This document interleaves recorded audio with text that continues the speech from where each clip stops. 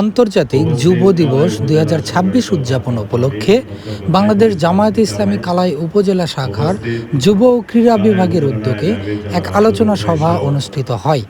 প্রধান অতিথি হিসেবে উপস্থিত ছিলেন জনাব মোহাম্মদ গোলাম কিবরিয়া মণ্ডল, সেক্রেটারি, বাংলাদেশ জামায়াতে ইসলামী জয়পুরহাট জেলা শাখা। বিশেষ অতিথি হিসেবে উপস্থিত ছিলেন এস.এম. রাশেদুল আলম সবুজ, সহকারী সেক্রেটারি, বাংলাদেশ জামায়াতে ইসলামী জয়পুরহাট জেলা শাখা এবং সভাপতি, যুব ও ক্রীড়া বিভাগ, জয়পুরহাট জেলা শাখা।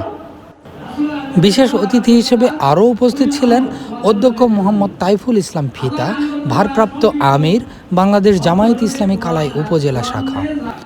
সভাপতিত্ব করেন জনাব মোহাম্মদ খায়রুল ইসলাম, ভারপ্রাপ্ত সেক্রেটারি, বাংলাদেশ জামায়াতে ইসলামী কালাই উপজেলা শাখা ও সভাপতি, যুব ও ক্রীড়া বিভাগ, বাংলাদেশ জামায়াতে ইসলামী কালাই উপজেলা শাখা।